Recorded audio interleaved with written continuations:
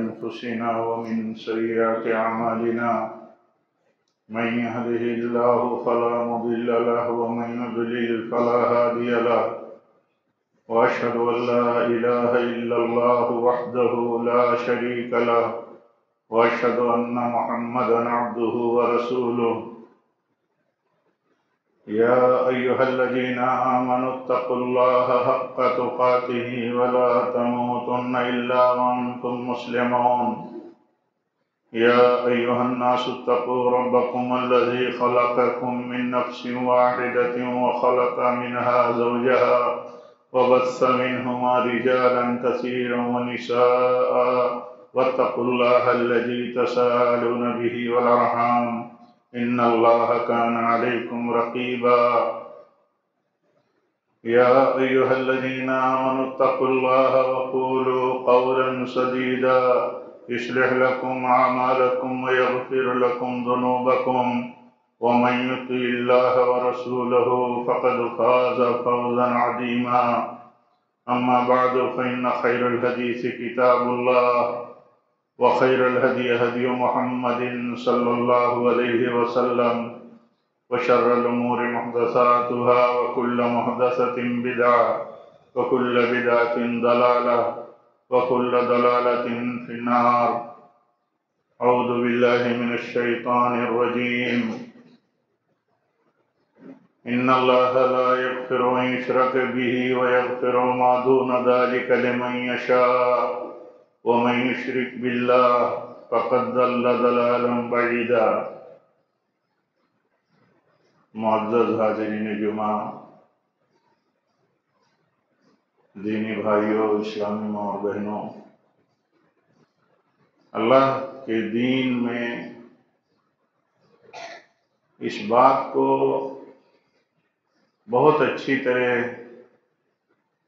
سمجھنا ضروری ہے کہ معروف کا حکم دینا اور منکر سے روکنا یہ حق کی طرف لانے اور باطل سے روکنے کا سب سے بڑا ذریعہ ہے۔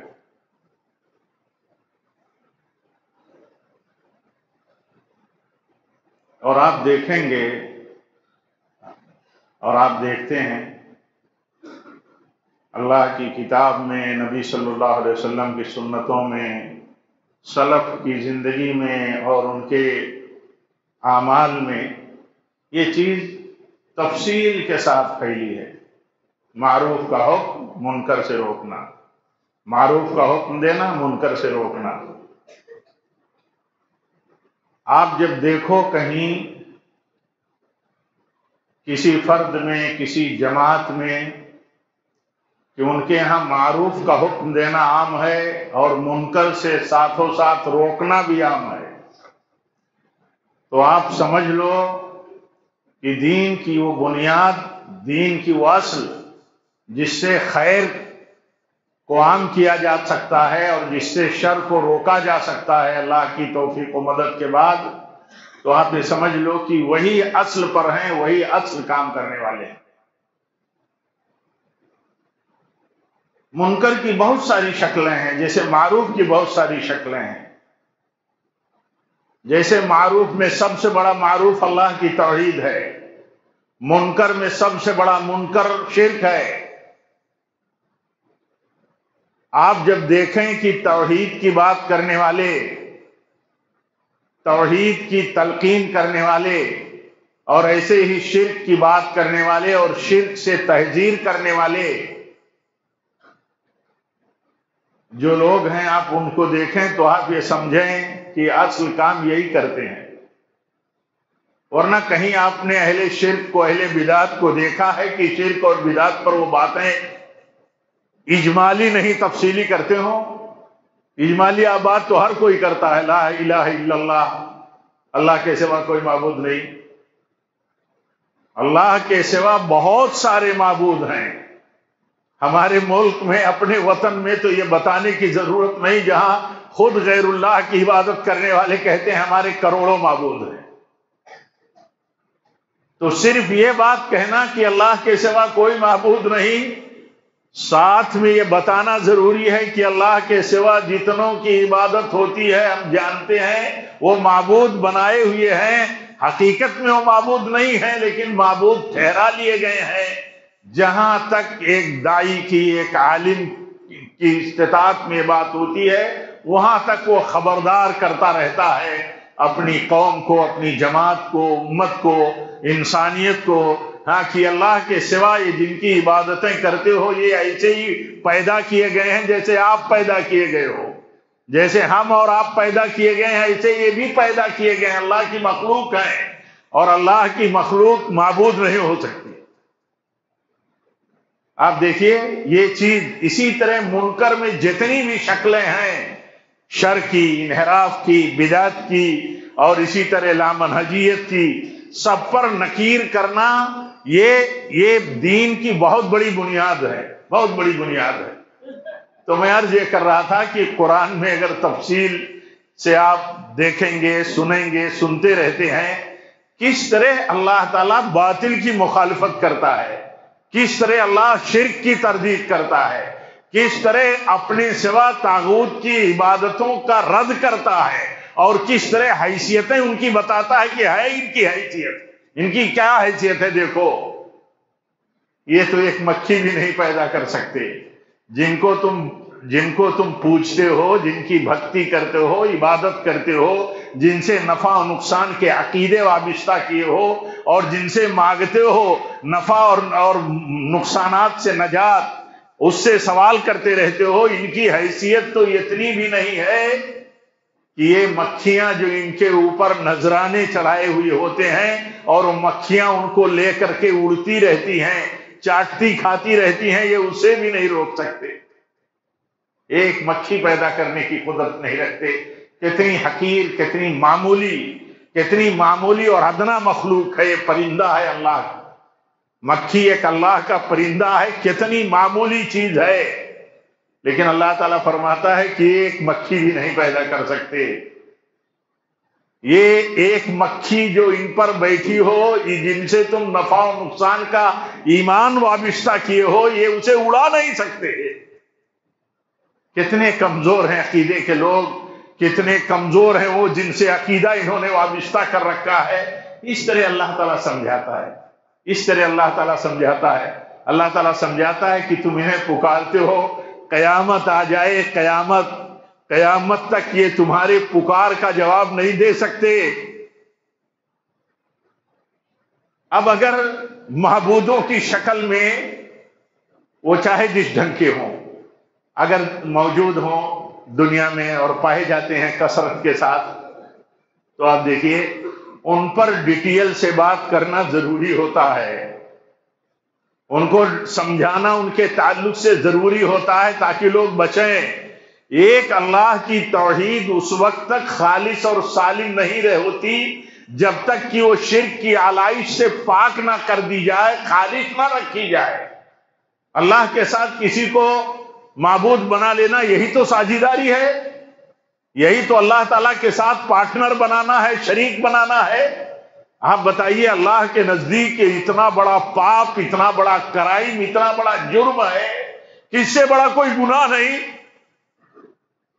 جو ادنا درجے کا اللہ تعالیٰ کی مخلوقات کی پیدائش میں، بادشاہت میں، اس نظام کائنات کو چلانے میں، ہمارے آپ کے نفع و نقصان کے سلسلے میں جو ادنا رائی کے دارہ کے برابر مالک نہیں ہے، اس کو اللہ تعالیٰ کا ساجیدار بنا دیا جائے، اس کو شریک ٹھہرا دیا جائے، اس کی عبادت، اس کی بھی عبادت کی جانے لگے، سجدہ اللہ کا کرتا ہو بندہ اور اس کا بھی سجدہ کرتا ہو۔ جا کر کے دیکھیے مزاروں پر کیسے سجدے ہوتے، ایک اللہ کا بندہ اللہ کے گھر کا طواف کرتا ہے اور اللہ ہی کا بندہ کلمہ پڑھنے والا جا کر کے مزاروں کا بھی طواف کرتا ہے۔ ایک اللہ کے گھر کا قصد کرتا ہے بندہ، اللہ کی تین روئے زمین کی سب سے عظیم مساجد کا، بیت اللہ کا، مسجد نبوی کا، مسجد اقصی کا، تو کہا گیا کہ یہاں کا قصد کرنا اور یہاں کے لیے سفر کرنا نیت اور اجر سے، یہ تو درست ہے، اس کے علاوہ درست نہیں ہے۔ آدمی دیکھیے مزاروں کی طرف سفر کرتا ہے، دوسرے شہروں پر مزاروں کی زیارت کے لیے، وہاں استمداد کے لیے سفر کرتا ہے۔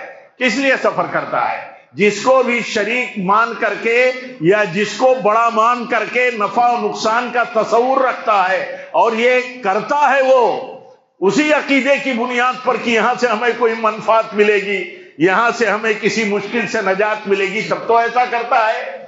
جاتا ہے ثواب اور اجر کی نیت سے، ایک مزار اور ایک کسی بزرگ اور ولی، مذہومہ بزرگ اور ولی کے مطلب مزار پر، قبر پر، تو کیا تصور لے کر کے جاتا ہے؟ ظاہر سی بات ہے یہی تصور لے کر کے جاتا ہے کہ یہاں کچھ ملے گا، یہاں سے ہمیں کچھ فائدہ حاصل ہوگا، یہاں سے ہمیں سعادت اور کامرانی حاصل ہوگی، کچھ تو عقیدہ لے کے جاتا ہے۔ اور اللہ تعالیٰ فرماتا ہے کہ جس نے بھی اللہ کے سوا یا اللہ کے ساتھ کسی کو ساجیدار بنا لیا، جو قطعاً اللہ کے ساجیدار نہیں ہے، ہر حال میں اللہ کے ادنا اس کی ربوبیت میں، اس کی الوہیت میں ادنا بھی ساجیدار نہیں ہے، ان کو ساجیدار بنا لیا، تو اللہ تعالیٰ فرماتا ہے کہ پھر وہ تو ہلاک ہو گیا، پھر وہ تو بلندی سے پستی میں گر گیا۔ وَمَن يُشْرِكْ بِاللَّهِ فَكَأَنَّمَا خَرَّ مِنَ السَّمَاءِ، اللہ تعالیٰ فرماتا ہے آسمان سے زمین میں اتنی بلندی ہے آسمان کی بلندی سے زمین پہ گر گیا ہو یا پٹک دیا گیا ہو اس کو، تو شرک کا اتنا برا انجام ہے۔ ایک انسان کو، اسی لیے ہم کو اور آپ کو سب سے بڑی ضرورت کس بات کی ہے، سب سے بڑا تقاضا ہمارے لیے کس بات کا ہے؟ جو بات سب سے اہم ہو اس کا جاننا، اس کا بتانا بالاستمرار۔ آپ پڑھیے قرآن، دیکھتے ہیں کہ کتنی کثرت کے ساتھ اللہ تعالیٰ اپنی توحید کا ذکر کرتا ہے، اپنے معبود برحق ہونے کا ذکر کرتا ہے کہ میں اکیلا معبود برحق ہوں، اس لیے کہ میں اکیلا خالق ہوں سارے جہانوں کا، میں اکیلا مالک ہوں سارے جہانوں کا اختیار، کنٹرول، اور سارے جہانوں کے ذرہ ذرے اور چپے چپے اور پتے پتے پر ہمارا علم پھیلا ہوا ہے، کوئی چیز میرے علم سے باہر نہیں ہے، اس لیے میں اکیلا ہوں معبود، اس لیے میری عبادت کے ساتھ اگر کسی کو ساجیدار بنایا جاتا ہے تو یہ سب سے بڑا جرم ہے۔ جیسے اللہ کی توحید سب سے بڑی نیکی ہے، سب سے بڑا واجب ہے، ایسے سب سے بڑا حرام اور سب سے بڑا جرم جو ہے اس روئے زمین پر، سب سے بڑا پاپ جو ہے وہ کیا ہے؟ شرک ہے۔ ہمارے سامنے کتنے مسائل ہیں زندگی میں جن پر ہم باتیں کرتے ہیں، جن سے ہم الجھتے ہیں، جن سے ہم جلتے ہیں، جن سے ہم بے چین رہتے ہیں، جن سے ہم نفرت کرتے ہیں۔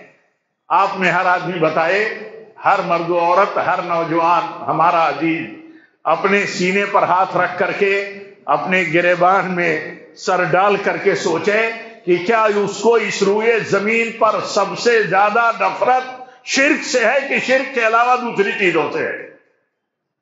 اگر کسی مسلمان کے دل میں شرک سے سب سے زیادہ نفرت نہیں ہے تو اس کے ایمان کی اصلاح کی ضرورت ہے، اس کے ایمان کی درستگی کی ضرورت ہے۔ ایک مومن کے ہاں جیسے سب سے بڑا عظیم سرمایہ توحید ہے، ایسے سب سے بدترین چیز شرک ہے۔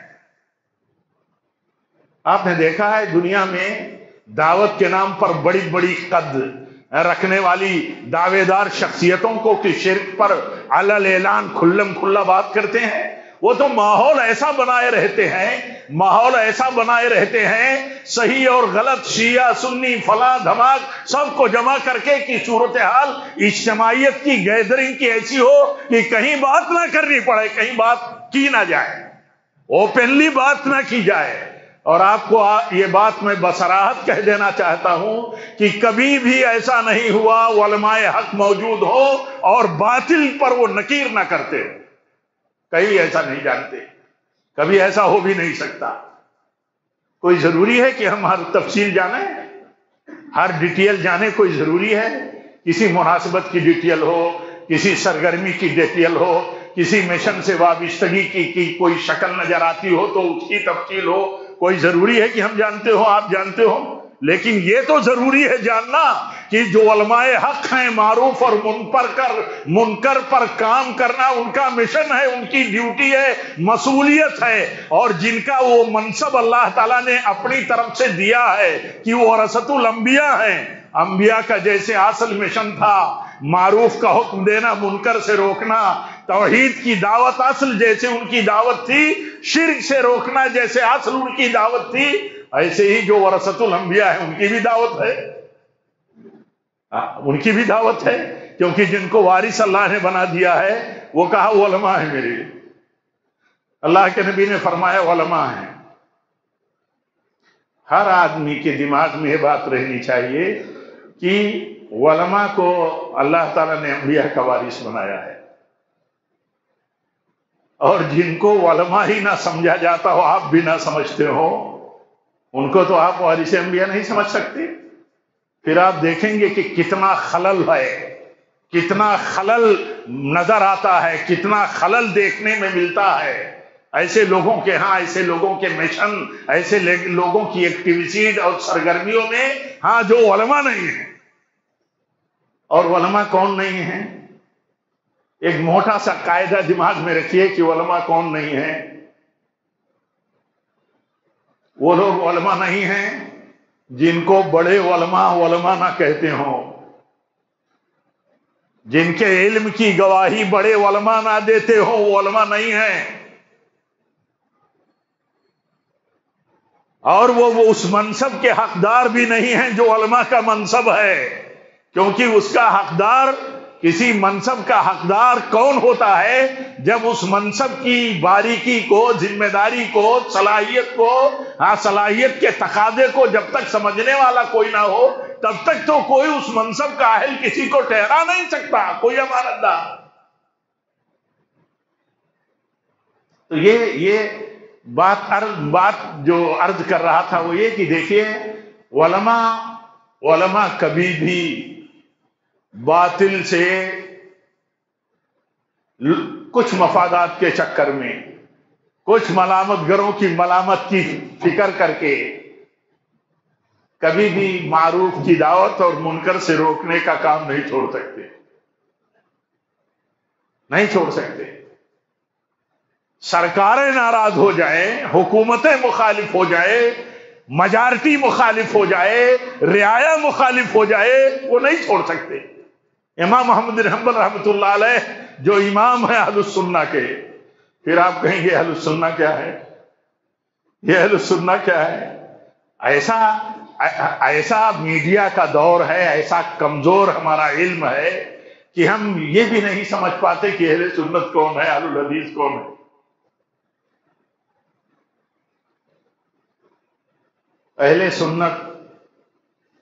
اہل سنت اللہ کے نبی کے طریقے پر، صحابہ کے طریقے پر چلنے والے لوگ ہیں، اور یہ نام صحابہ سے چلا رہا ہے، صحابہ سے۔ جس نام کو اور جس طبقے کو صحابہ نے قرآن کی آیتوں سے استدلال کر کے نام دیا ہو، اگر اس کے تعلق سے غیر عالم کہے کہ شیعہ سنی کا کوئی ذکر تو نہیں ہے، تو یہی تو سمجھ میں آتا ہے کہ آدمی کا علم کتنا سطحی ہے، کتنا کم ہے، کتنا گہرائی سے بہت ورے اور پرے ہے، یہی سمجھ میں آتا ہے۔ قرآن پڑھا ہو بندے نے اور قرآن کی تفسیر، قرآن کے سب سے بڑے مفسر کی تفسیر نہ جانتا ہو تو اس کے پاس قرآن کا کون سا علم ہوگا؟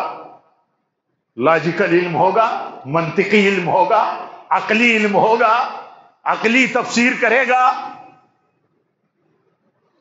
تو امام بات کر رہا تھا کہ امام احمد بن حنبل رحمۃ اللہ علیہ کتنی تعداد تھی ان کے ساتھ، کتنے لوگ تھے۔ جب فتنہ کوئی باطل کا طاقت کے ساتھ، پاور کے ساتھ، حکومت کی سرپرستی میں، عوام کی میجارٹی میں اگر آ جائے تو بہت مشکل ہوتا ہے حق پہ ثابت قدم رہنا۔ لیکن کبھی بھی ایسا نہیں ہو سکتا کہ حق پر ثابت قدم رہنے والا ایک گروہ موجود نہ رہے۔ دیکھیے امام احمد بن حنبل رحمۃ اللہ علیہ کے خلاف حکومت ہے، عوام ہے، اکثریت ہے، اور یہ علماء سو ہے، یہ گمراہ اور گمراہ گر گمراہ کرنے والے علماء کی جتھوں کی جماعت ہے۔ یہی تو سب سفارش کرتے تھے کہ آپ کی حکومت میں رہنے والا عوام کے خلاف اتنے بڑے علماء کی تعداد آپ کے ساتھ ہے، جس عقیدے میں اس کے خلاف ان کا عقیدہ ہے، آپ کیا ایکشن لیتے ہیں؟ تو کہا جیل میں ڈال دو۔ امام احمد بن حنبل رحمۃ اللہ علیہ جو اہل السنت کے امام ہیں، اہل الحدیث کے، کہتے ہیں جیل میں ڈال دو، کوڑے مارو۔ کہا جاتا ہے اتنا سخت، اتنا زبردست، اتنا خطرناک کوڑا مارا جاتا ہے کہ اگر ہاتھی کو مارا جاتا تو ہاتھی نہیں برداشت کر پاتا، ایسا کوڑا مارا جاتا تھا۔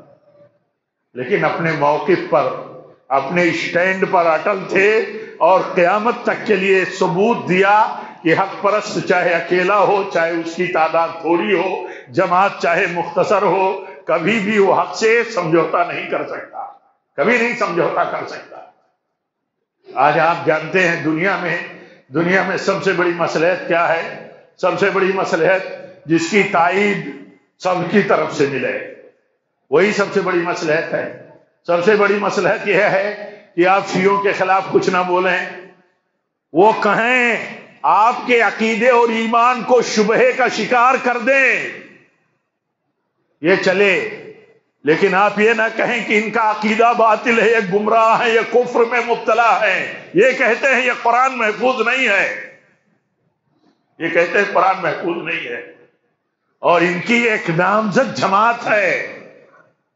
اگر ہم میں کا کوئی کہے کہ نہیں شیعہ سنی کی کوئی بات کرنے کی ضرورت نہیں ہے، سب مسلمان ہیں، تو سب مسلمان ہیں تو کیا وہ عقیدہ اور وہ طریقہ اور وہ خیال اور وہ فکر اور اپنا وہ کنسپٹ پھیلا دیں، شبہات میں ڈال دیں، سب کو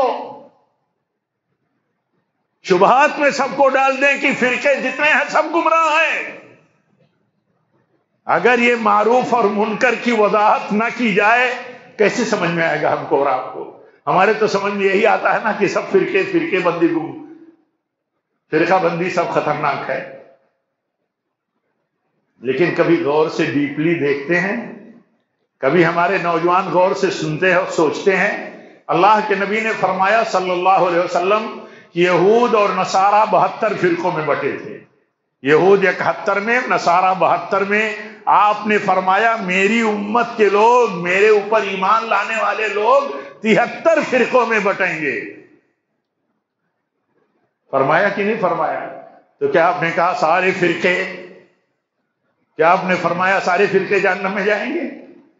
آپ نے فرمایا 72 جہنمی ہوں گے، ایک فرقہ نجات پانے والا ہوگا۔ کتنی آسانی سے دماغ گھما دیا جاتا ہے، جن کے پاس کتاب و سنت کی گہرائی کا علم نہیں ہوتا، کیسے ان کا دماغ چکرا جاتا ہے۔ اللہ کے نبی تو فرماتے ہیں یہ 72 جو ہے یہ راستے سے بھٹک گئے ہوں گے، ایک فرقہ اصل راستے پر ہوگا۔ وہ کون سا ہوگا؟ آپ نے فرمایا جو میرے اور میرے صحابہ کے طریقے پر چلنے والا ہو۔ صحابہ نے جب کہا کہ یہ قیامت میں جن کے چہرے چمکتے ہوں گے وہ اہل سنت ہوں گے، کسی صحابی نے اس بات سے اختلاف نہیں کیا کہ کہو مسلم ہوں گے، اہل سنت کیوں کہتے ہو؟ اجماع ہے۔ اس کو بھی آدمی شبہات میں ڈال کر کے کہ سارے فرقوں کی حیثیت برابر کر دے۔ ایک فرقہ قبر پرست ہے، قبروں سے مدد مانگتا ہے، قبروں سے شفا مانگتا ہے، قبروں پر جا کر کے اولاد مانگتا ہے، قبروں پر ایسے ہی غلاف چڑھاتا ہے جیسے کعبہ پر چڑھایا جاتا ہے، قبروں کا طواف کرتا ہے۔ اور ایک طبقہ ایسا ہے کہ اسے حرام مانتا ہے، ان سے استمداد مدد مانگنا شرک مانتا ہے۔ کیسے پہچان آپ کی کسی کی قائم ہوگی کہ یہ کون کون لوگ ہیں، کیسے لوگ ہیں؟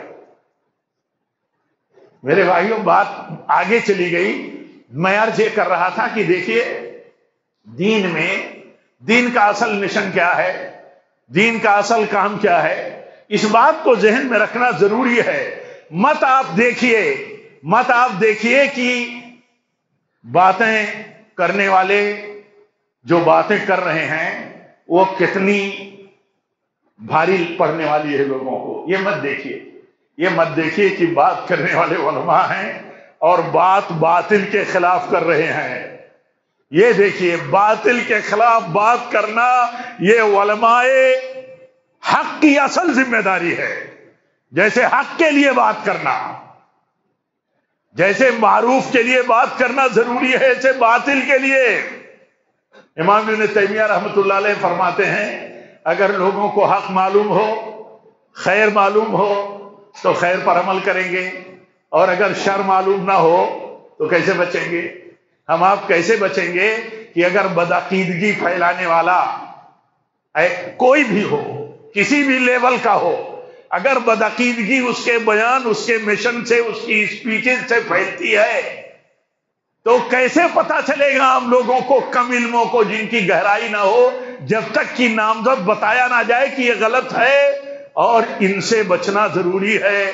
کیونکہ اگر ان سے بچو گے نہیں تو انحراف، شبہات تمہارے دل میں جگہ بنا لیں گے. میں کسی پروگرام میں تھا، ایک بڑی شخصیت ایسے ہی ذہن کی تھی. اس پروگرام میں ادھر تھے ہم لوگ جموں اور پونچھ کے پروگرام میں، تو ایک مجلس تھی پڑھے لکھے لوگوں کی، تو اس میں ایک مشن کی بات ہونے لگی کہ آج کے وقت کا سب سے بڑا مشن یہ ہے کہ فرقہ بندی خطرناک ہے، صرف مسلمان کہنا چاہیے. اس پر بات ہو رہی تھی تو میں نے بیچ میں ٹوکا. میں نے کہا بھائی فرقہ بندی خطرناک ہے، اس میں کوئی شبہ نہیں، لیکن جو فرقہ بندی کتاب و سنت اور سلف کے طریقے کے خلاف ہو وہ خطرناک ہے. جو فرقہ کتاب و سنت اور سلف کے طریقے پر چلتا ہے وہ فرقہ تو مطلوب ہے، وہ فرقہ تو چاہیے اور وہ فرقہ رہے گا. اللہ کے نبی صلی اللہ علیہ وسلم پیشین گوئی فرماتے ہیں ایک فرقہ، ایک جماعت قیامت تک رہے گی. اور بات ایسی ہو کہ سارے فرقے گمراہ. کبھی آپ غور سے دیکھ لینا، سوچ لینا جا کر کے کہ اسلام اور سنت، اسلام اور حدیث، مسلم اہل حدیث، مسلم اہل سنت میں کوئی فرق ہے؟ اسلام سنت کا نام ہے، سنت اسلام کو کہتے ہیں. حدیث اسلام کا نام ہے، حدیث سنت کو کہتے ہیں. قرآن اور سنت جو ہیں، اسلام اور سنت، یہ دونوں لازم ملزوم ہیں، لے دے کر کے ایک ہیں. جب ہم یہ کہتے ہیں کہ اسلام میں داڑھی کا حکم ہے، اللہ کے نبی نے داڑھی رکھی اور حکم دیا، تو کیا کہیں گے کہ ہمیں اسلام میں نہیں، اسلام کے باہر کی کوئی چیز ہے؟ اسی لیے جو سچا مسلم ہے حقیقت میں وہی سچا اہل الحدیث ہے، وہی اہل سنت ہے حقیقت میں. اور یہ تفریق خطرناک ہے، یہ تفریق خطرناک ہے، دونوں میں الگ الگ کر کے بیان کرنا. اور یہ یا تو لا علمی کی دلیل ہے یا تو سب کو خوش رکھنے کی ذہنیت اور سوچ ہے.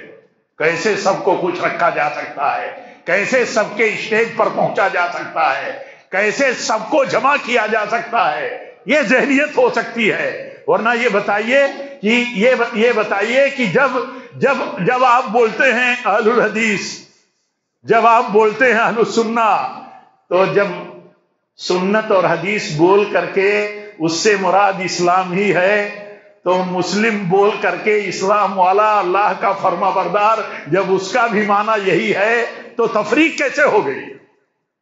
تفریق کیسے ہو گئی؟ یہ جماعت جو بنی سلف سے لے کر کے اس نام سے جو امتیاز اور لقب پھیلا، وہ اس لیے پھیلا کہ مسلم کے نام پر ہر ایک اس کے پردے میں آ کر کے ساری گمراہیاں کرتا ہے اور پھیلاتا ہے، تو ایک امتیاز بنا. آپ کبھی سوچو گے کہ ایک آدمی اہل الحدیث ہے تو مزاری بھی ہے، عرس بھی لگاتا ہے، عرس پہ بھی جاتا ہے، وہ کسی امام کا مقلد بھی ہے متعین طور پر. کلیئر ہو جاتا، آدمی کی پہچان طے ہو جاتی. اس لیے ان سب حالات میں یہ جاننا ضروری ہے کہ دین کی دعوت میں، اسی لیے آپ جن کو دیکھیں کہ وہ کلیئرلی خالص بالکل مطلب ہے وضاحت کے ساتھ حق کی دعوت پیش کرتے ہیں، تو آپ یہ سمجھیں کہ کھول کھول کر کے بات بتا دینے والا ہمارا وہی سب سے بڑا محسن ہے، ورنہ ہم شبہات میں پڑ جائیں گے، ہر کسی کے پیچھے بھاگنے لگیں گے، اور جب آدمی ہر کسی کے پیچھے بالخصوص غیر علماء کے پیچھے بھاگنا شروع کر دے گا تو لازم ہے کہ وہ بدعقیدگی اور انحراف اور بدعت کے گڈھے میں جا کے گر جائے گا۔ اللہ سے دعا کرتے ہیں کہ رب العالمین ہم سب کو ان بنیادی باتوں کو جو کتاب و سنت کی روشنی میں کہی گئی ہیں، کہیں غلطی ہو تو اس کی ذمہ داری ہماری ہے۔ اللہ تعالیٰ ان بنیادی باتوں پر اللہ تعالیٰ ہمیں چلنے کی توفیق دے، سمجھنے کی توفیق دے اور برتنے کی توفیق دے۔ علماء اور غیر علماء کی تمیز ہم کریں، اس طرح ہم زندگی گزاریں۔ علماء اصل ہیں، غیر علماء اصل نہیں ہے، علماء ہی اصل آپ کے ہمارے رہبر ہیں۔ اللہ تعالیٰ ہمیں ان کی رہبری میں دین اور دنیا کی رہنمائی میں جینے کی، چلنے کی اللہ تعالیٰ توفیق دے۔ وآخر دعوانا الحمدللہ رب العالمین۔